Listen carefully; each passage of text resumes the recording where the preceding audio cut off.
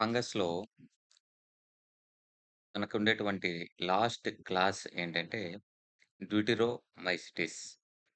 So, డ్యూటెరోమైసిటిస్‌ని commonly మనం ఏమంటామంటే imperfect fungi అని అంటామనమాట. ఇది బాగా గుర్తుపెట్టుకోవాల్సింది. ఏ ఫంగై క్లాస్‌ని ఇంపర్ఫెక్ట్ ఫంగై అని అంటారంటే డ్యూటెరోమైసిట్స్ అనమాట. ఎందుకని అంటారు అంటే because only the asexual or vegetative phases of these fungi are known.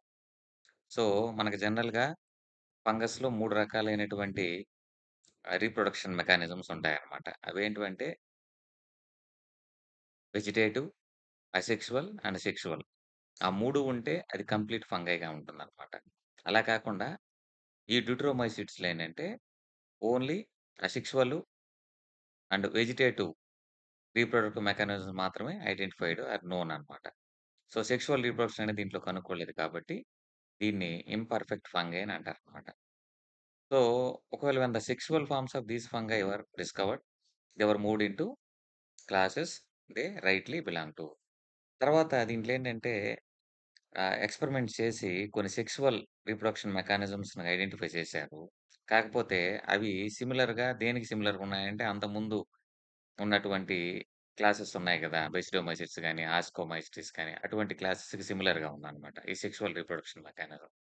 So, దీంట్లో కనుక్కున్నప్పుడు కూడా ఆ ప్రీవియస్ క్లాసెస్‌తో సిమిలర్‌గా ఉండడం వల్ల దీన్ని దాంట్లోకి ట్రాన్స్‌ఫర్ చేసేసారన్నమాట. సో, ఈ డ్యూటెరోమైసిట్స్ కంటూ సెపరేట్‌గా ఎటువంటి సెక్సువల్ రీప్రొడక్షన్ మెకానిజం లేదు కాబట్టి, ఒకవేళ కనుక్కున్నా దాన్ని తీసుకెళ్ళేసి అనదర్ క్లాసెస్‌లో సిమిలర్‌గా ఉండడం వల్ల దాంట్లో ట్రాన్స్‌ఫర్ చేశారు కాబట్టి, దీన్ని ఫంగస్ ఇంపర్ఫెక్టా అని కూడా అంటారు. It is also possible that the asexual and vegetative stages have been given one name placed under deuteromycetes. So, asexual అదేవిధంగా వెజిటేటివ్ ప్రాపగేషన్ లేదా వెజిటేటివ్ రీప్రొడక్షన్ జరిపే వాటిని మాత్రమే మనం డ్యూటెరోమైసిటిస్ కింద పెట్టాం. మనం ఇంతకుముందు చెప్పుకున్నట్టుగా సెక్సువల్ రీప్రొడక్షన్ మెకానిజం అనేది దీనికంటూ సెపరేట్‌గా లేదు కాబట్టి, దీన్ని ఫంగై ఇంపర్ఫెక్టా అన్నామనమాట. And sexual stages another class. Sexual stage another class కింద పెడదాం అనుకున్నా, అవి మళ్ళా తిరిగి ప్రీవియస్ క్లాసెస్‌కి సిమిలర్‌గా ఉన్నాయన్నమాట.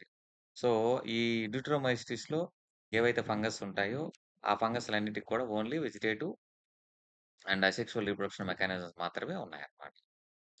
ఇదే దాంట్లో చెప్పాడు. Later when the linkages were established the fungus were correctly identified and moved out to the deuteromycetes. ఇంతకుముందు మనం చెప్పుకున్నట్టుగానే ఒకవేళ సెక్సువల్ మెకానిజమ్స్ కనుక్కున్నప్పటికి కూడా డిఫరెంట్ డిఫరెంట్ సైంటిస్ట్‌లు వాటి మీద ఎక్స్‌పెరిమెంట్ చేసి దీంట్లో సెక్సువల్ రిప్రొడక్షన్ మెకానిజంని ఐడెంటిఫై చేసినప్పుడు కూడా అది తిరిగి మళ్ళా ప్రీవియస్ క్లాసెస్ సిమిలర్‌గా ఉండడం వల్ల దాన్ని సెపరేట్‌గా పెట్టడానికి వీలవ్వట్లేదన్నమాట. వన్స్ పర్ఫెక్ట్ అంటే పర్ఫెక్ట్ అంటే ఇక్కడేంటంటే సెక్సువల్ స్టేజెస్ అన్నమాట. Of members of deuteromycetes were discovered. They were often moved to ascomycetes and basidiomycetes. దీంట్లో ఉండేటువంటి సెక్సువల్ రిప్రొడక్షన్ మెకానిజం లేదంటే పర్ఫెక్ట్ మెకానిజమ్స్‌ని ఐడెంటిఫై చేసినప్పుడు కూడా అవి దేనికి సిమిలర్‌గా ఉన్నాయంటే ఆస్కోమైస్టిస్, బెసిడోమైస్టిస్ సిమిలర్‌గా ఉన్నాయన్నమాట. అందుకని దానికి సిమిలర్‌గా ఉన్నాయి కాబట్టి దీంట్లో చేర్చడం వీలవ్వలేదు. అంటే ఇప్పటి వరకు డ్యూటెరోమైస్టిస్‌లో సెక్సువల్ రిప్రొడక్షన్ మెకానిజం అనేది సెపరేట్‌గా లేదన్నమాట. So the deuteromites reproduce only by asexual spores known as conidia. కాబట్టి డ్యూటెరోమైసిస్ అనేది ఓన్లీ అసెక్షువల్ మీన్స్ ద్వారా లేకపోతే అసెక్షువల్ రీప్రొడక్షన్ మెకానిజమ్స్ ద్వారా మాత్రమే అది రీప్రొడ్యూస్ జరుపుకుంటుందనమాట. ఆ అసెక్షువల్ రీప్రొడక్షన్‌లో ఏర్పడేటువంటి స్పోర్స్‌ని ఏమంటామంటే కొనిడియా అంటామనమాట. Conidia. So, the mycelium is septate. ఇంతకుముందు ప్రీవియస్‌గా చెప్పుకున్నట్టుగానే మైసీలియం అనేది సెప్టేట్‌గా ఉంటది. సెప్టేట్ అంటే మైసీలియంలో లేకపోతే హైపోలో ఉన్నటువంటి ఒక సెల్ దాని పక్కన ఉండే సెల్‌కి మధ్య సెపరేట్ వాల్ అనేది ఉంటుందన్నమాట. And it is also branched అన్నమాట. సో, ఈ విధంగా బ్రాంచింగ్ అనేది ఉంటుందన్నమాట. దీంట్లో ఉండేటువంటి మెంబర్స్ సాప్రోఫైటిక్ నేచర్ లేదంటే పారాసైటిక్ నేచర్‌లో ఉంటాయన్నమాట.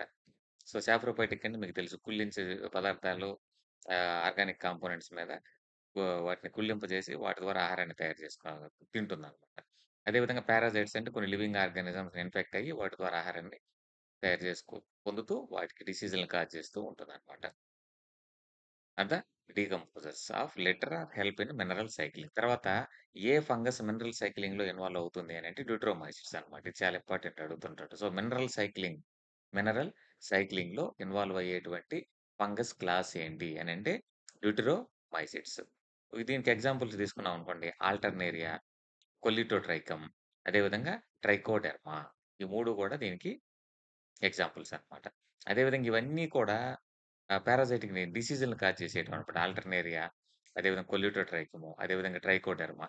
సో, ఇవన్నీ కూడా డిసీజులను కాజ్ చేసేటువంటి ఫంగస్‌లనమాట. సో, కంప్లీట్‌గా పాథోజెనిక్ ఫంగై అనేది దేంట్లో ఉంటుందని అడిగినా మీరు డ్యూటెరోమైసిట్స్ అని చెప్పొచ్చనమాట.